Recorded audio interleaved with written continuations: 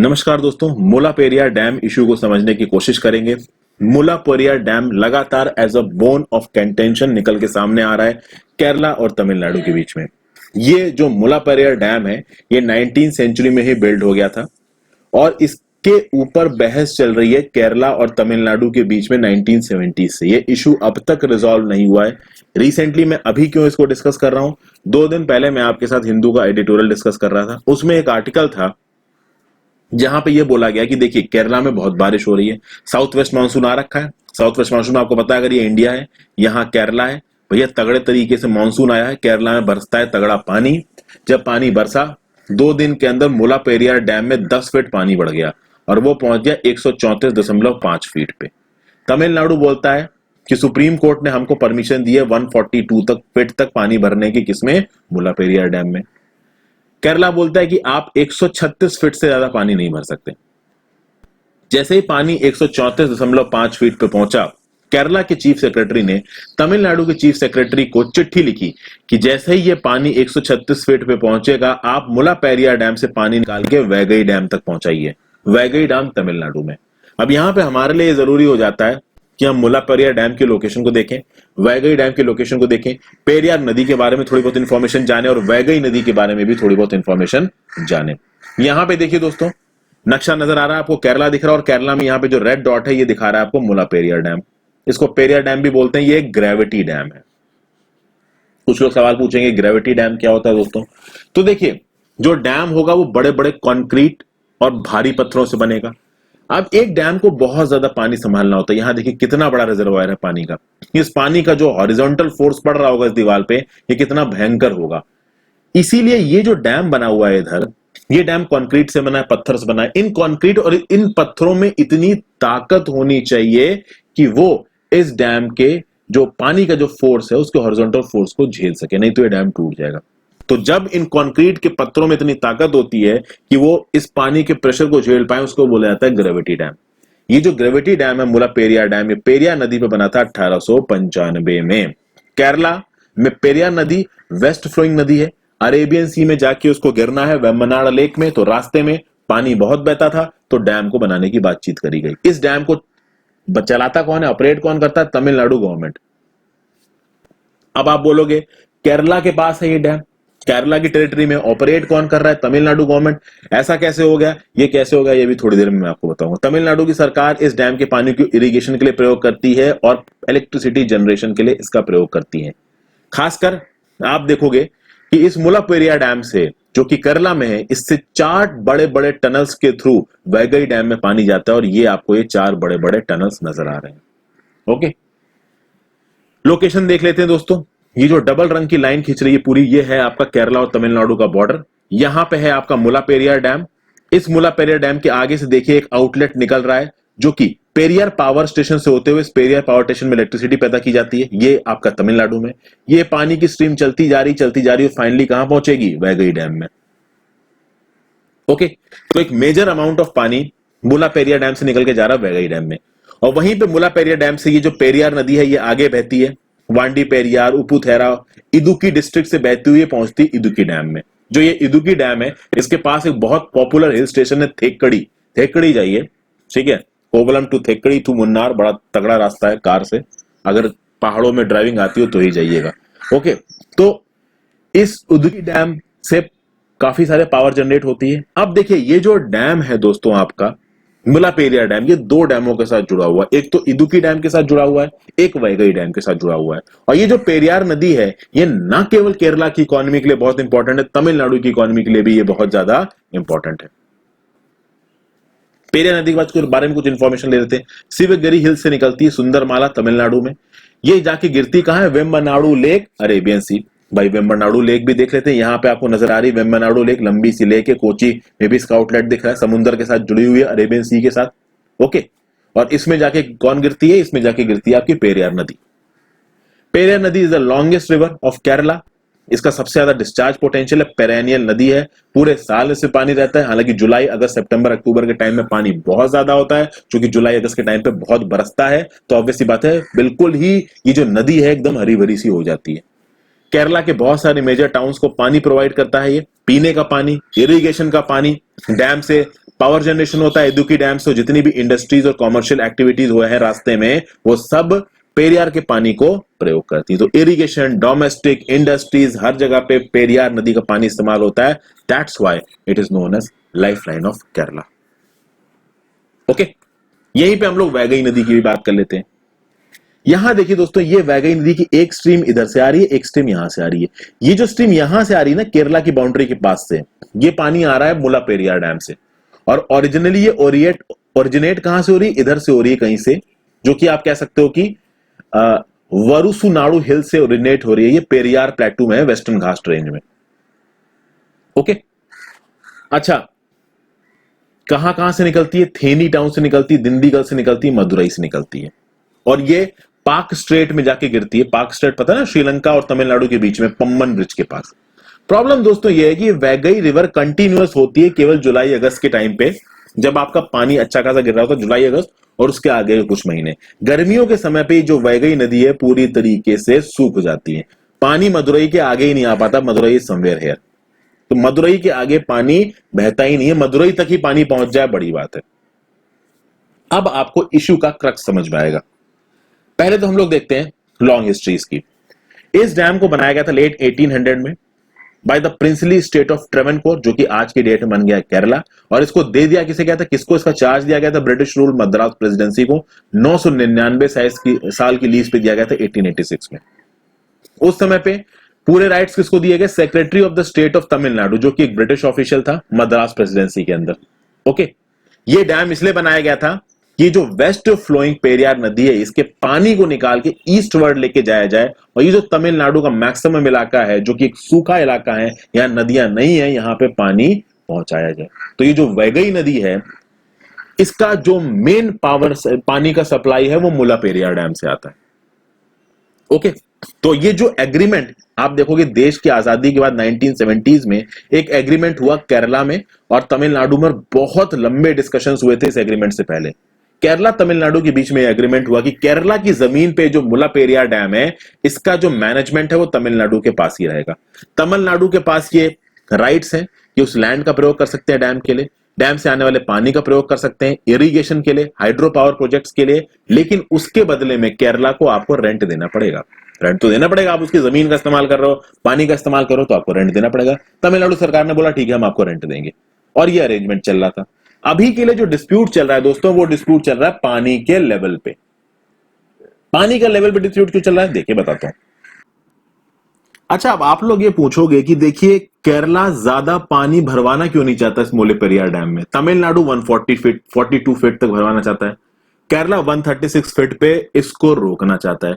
Problem यह है दोस्तों, देखिए ये जो वैगई नदी है गर्मियों में जाती है सूख, तो अब ये गर्मियों में सूख जाती है, गर्मियों में वैगई नदी को चाहिए होता है पानी। अगर मुला पेरियार डैम में पानी ज्यादा भरा होगा तो गर्मियों के समय पे उस पानी को रिलीज करके वैगई नदी में पानी लाया जा सकता है और तमिलनाडु में इरिगेशन और पानी प्रोवाइड किया जा सकता है। अब अगर केरला के कहने पे 136 फीट तक ही पानी रखेगी तमिलनाडु की सरकार, तो गर्मियों में पानी कमी पड़ जाएगी। इसलिए तमिलनाडु सरकार क्या बोलती है कि भाई सुप्रीम कोर्ट ने बोल रखा है 142 फीट तक हम पानी रख सकते हैं, डैम को हम प्रॉपर तरीके से कंस्ट्रक्ट कर रहे हैं, मैनेज कर रहे हैं, 142 फीट तक रख सकते हैं। केरला कहती नहीं, आप 142 फीट तक नहीं रख सकते। इसके लिए एक बहुत लंबा लीगल बैटल चला है, उस लीगल बैटल को एक बार देखते हैं। तो यहां पे आपको तमिलनाडु का व्यू पॉइंट नजर आ रहा है। तमिलनाडु क्या बोल रहा है कि देखिए केरला गवर्नमेंट हमें पानी नहीं बढ़ाने दे रही है रिजर्वायर में। अगर ये पानी बढ़ेगा तो अगर हम जब पानी बरसता है उस समय पे वैगई डैम में पानी भर लें और मुला पेरियार डैम में पानी भर लें, तो हम जो वैगई नदी है उसमें गर्मियों में भी पानी प्रोवाइड कर सकते हैं, तो मदुरई के फार्मर्स को पानी मिल सकता है, उसके आगे की जो जगह है वहां पे पानी हम पहुंचा सकते हैं। लेकिन केरला गवर्नमेंट हमको पानी बढ़ाने नहीं देती। केरला गवर्नमेंट क्या बोलती है कि अगर गलती से कोई डिवास्टेशन हो गया तो जो उसके रेजिडेंट्स रह रहे हैं इदुक्की डिस्ट्रिक्ट में, वो खतरे में आ जाएंगे। क्यों? क्योंकि साइंटिस्ट ने जब इस इलाके में सर्वे किया तो साइंटिस्ट ने बताया कि अगर एक अर्थक्वेक आता है 6 से ज्यादा का रिक्टर स्केल पे, तो उससे जो तबाही मचेगी उसमें 3 मिलियन लोगों की जानें खतरे में आ सकती हैं। क्योंकि प्रॉब्लम यह है दोस्तों, ये जो इदुक्की डिस्ट्रिक्ट है आसपास की, वो एक हिली डिस्ट्रिक्ट है, वहां पे पहाड़ बहुत हैं। तो अगर डैम क्रैक होता है, डैम से पानी निकलता है, तो पानी बहुत तेज बहेगा, क्योंकि स्लोप पे बहेगा, और स्लोप पे बहेगा तो एकदम से मौका नहीं मिलेगा सिटीजन्स को इवैक्यूएट करने का, तुरंत ही डूब जाएंगे। बहुत जान माल का नुकसान हो सकता है अगर रिक्टर स्केल पे 6 से ज्यादा का अर्थक्वेक आ गया, क्योंकि 6 से ज्यादा का अगर अर्थक्वेक आया तो मुल्लापेरिया डैम टूट जाएगा, ऐसे साइंटिस्ट का बोलना है। तो इस बेसिस पे केरला भैया पानी के लेवल को रेस करने देती नहीं। केरला यही बोलता है कि if Mullaperiyar dam breaks, water from the reservoir will rush to the Idukki reservoir which is in the lower course of Periyar river with huge force.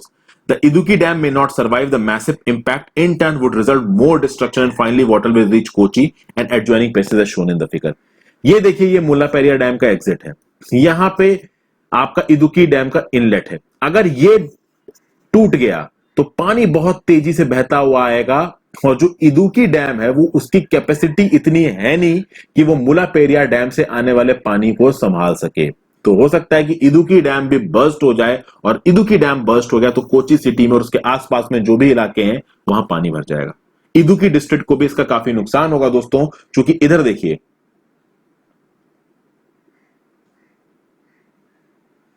ये जो आपकी नदी यहां से बह रही है मुल्लापेरिया डैम के आगे, एक बहुत लंबे कोर्स में इदुक्की डिस्ट्रिक्ट से होती हुई बहती है। तो इन फैक्ट अगर मुल्लापेरिया डैम बर्स्ट होता भी है तो जब तक इदुक्की डैम पे पानी पहुंचेगा तब तक भी काफी जानमाल का नुकसान हो चुका होगा।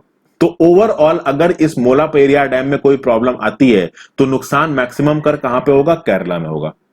तो इसके लिए एक बड़ा लंबा बैटल चला है। 1979 में देखिए क्या हुआ, एक माइनर अर्थक्वेक आया जिसकी वजह से डैम में थोड़े से क्रैक आ गए। सेंट्रल वाटर कमीशन से बोला गया कि भैया आप इस डैम को एग्जामिन करिए। सेंट्रल वाटर कमीशन ने रिकमेंडेशंस दी कि भैया 142 फीट से नीचे लाके जो पानी है उसको 136 फीट पे लेके आइए। ओके, और बाद में सेंट्रल वाटर कमीशन ने यह भी बोला कि जब इस डैम को पूरी तरीके से रिपेयर कर दिया जाएगा, स्ट्रेंगन कर दिया जाएगा, तो आप पानी को 152 फीट तक वापस ला सकते हैं। 2000 में तमिलनाडु ने क्या क्लेम किया कि हम लोग पीरियोडिक रिपेयर्स कराते रहते हैं डैम में, उसके बावजूद भी केरला गवर्नमेंट हमको पानी का लेवल बढ़ाने नहीं दे रही। केरला गवर्नमेंट क्या बोल रही है कि भाई देखिए, सेंट्रल वाटर कमीशन ने इनिशियली बोला था 136 फीट मैक्सिमम लेवल, हम वही रखना चाहते हैं। भाई हमें अपने स्टेट के रेजिडेंट्स का ध्यान रखना है, हम आपके पानी रिक्वायरमेंट्स के चक्कर में अपने स्टेट के रेजिडेंट की जान खतरे में नहीं डाल सकते। तो भाई केरला और तमिलनाडु में टसल की स्थिति आ गई, पहुंच गए सुप्रीम कोर्ट। सुप्रीम कोर्ट में बहस चली, लंबे समय तक बहस चली। 2006 में सुप्रीम कोर्ट ने डिसीजन दिया, तमिलनाडु गवर्नमेंट को बोला कि आप 142 फीट तक पानी भर सकते हैं मुल्लापेरिया डैम में। केरला गवर्नमेंट ने एक अमेंडमेंट किया 2003 Kerala irrigation and water conservation act, और इस अमेंडमेंट के थ्रू बोला गया कि देखिए मुल्लापेरिया डैम इंडेंजर्ड है और पानी मैक्सिमम 136 फीट तक रहेगा। तमिलनाडु पहुंच गया सुप्रीम कोर्ट के पास, बोला देखिए आपकी तो आदेश का अवहेलना कर रही है केरला की सरकार। सुप्रीम कोर्ट ने जब बोल दिया है कि 142 फीट तक पानी भर सकते हैं, केरला गवर्नमेंट मान क्यों नहीं रही है? आपके आदेश के अगेंस्ट में फिर से बोल रही 136 फीट। केरला गवर्नमेंट ने 2009 में आईआईटी रुड़की की एक स्टडी को कोट किया और बोला कि भैया एक नया डैम बनना चाहिए, ये पुराने डैम में ज्यादा ताकत है नहीं। तमिलनाडु को ये बात थोड़ी समझ में आई नहीं। नया डैम बनने में भाई खर्चा होगा, जितने समय तक वो डैम बनेगा उतने समय तक पानी कहां से आएगा, इन सब चीजों पे बहस होने लगी। 2010-11 में सुप्रीम कोर्ट ने बोला कि चलिए केरला गवर्नमेंट की बातों को थोड़ा बहुत सुनते हैं। एक 5 मेंबर की एम्पावर्ड कमेटी बनाई और इस कमेटी से बोला कि भैया दोनों स्टेट्स की बात सुनिए, केरला की भी बात सुनिए, तमिलनाडु की बात सुनिए और कुछ राय दीजिए। 2011 में क्या हुआ, इदुक्की में छोटे मोटे अर्थक्वेक्स आ गए। उन अर्थक्वेक्स के चक्कर में डैम की सरफेस में क्रैक्स आ गए। जब क्रैक आने लगे तो भैया केरला के लोग सड़कों पे उतर आए और उन्होंने बोला डैम बंद करो, हमें ये डैम नहीं चाहिए, हम कांस्टेंट फियर में नहीं रह सकते कि कब डैम फटेगा और कब हम मरेंगे। तो तमिलनाडु के फार्मर्स को सिर्फ पानी मिले, इसके लिए हम अपनी जान खतरे में नहीं डाल सकते। इस एम्पावर्ड कमेटी ने 2012 में क्या बोला कि भैया ये जो डैम है ये हाइड्रोलॉजिकली सेफ है, स्ट्रक्चरली सेफ है और तमिलनाडु 142 फीट तक पानी को लेके आ सकता है अगर कुछ रिपेयर वर्क्स किए जाए। तमिलनाडु में वो रिपेयर वर्क्स कर लिए। सुप्रीम कोर्ट ने बोला कि ये जो केरला इरिगेशन और वाटर कंजर्वेशन एक्ट में केरला गवर्नमेंट ने जो अमेंडमेंट किया है और ये बोला है कि 136 फीट तक ही पानी रख सकते हैं, वो अनकॉन्स्टिट्यूशनल है। तमिलनाडु को पूरा हक है कि वो 142 फीट तक पानी भर सकती है। और केरला के कंसर्न्स को ध्यान में रखने के लिए केरला गवर्नमेंट के जो लोग हैं, केरला स्टेट के जो लोग हैं, उनके कंसर्न्स को ध्यान में रखते हुए एक 3 मेंबर की कमेटी फिर से बना दी सुप्रीम कोर्ट ने। और सुप्रीम कोर्ट ने उस 3 मेंबर की कमेटी को बोला कि आप देखिए कि कौन से सर्कमस्टांसेस में वाटर का लेवल बढ़ाया जा सकता है, कब इस वाटर के लेवल को कम किया जा सकता है। डैम के रूटीन इंस्पेक्शन होना चाहिए, सेफ्टी कंसर्न्स पे पूरी तरीके से ध्यान होना चाहिए। 2018 में एक और बवाल हुआ।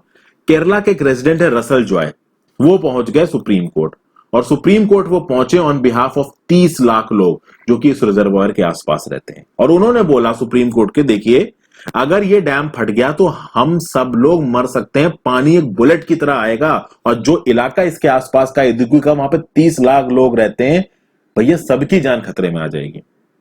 तो उस केस में फिर सुप्रीम कोर्ट ने सेंटर को और गवर्नमेंट ऑफ केरला तमिलनाडु को बोला 3 पैनल बनाइए, एक कंटिजेंसी प्लान बनाइए कि अगर कभी कोई ऐसी सिचुएशन आ जाती है खुदा ना खास्ता कि डैम बर्स्ट हो जाता है मुला पेरियार का, उस केस में क्या किया जाएगा, कैसे डिजास्टर को रोका जा सकता है, इसके ऊपर डिजास्टर मैनेजमेंट प्लान बनाने को बोला सुप्रीम कोर्ट ने। किसको? इसको सेंटर को, केरला की सरकार को और तमिलनाडु की सरकार को।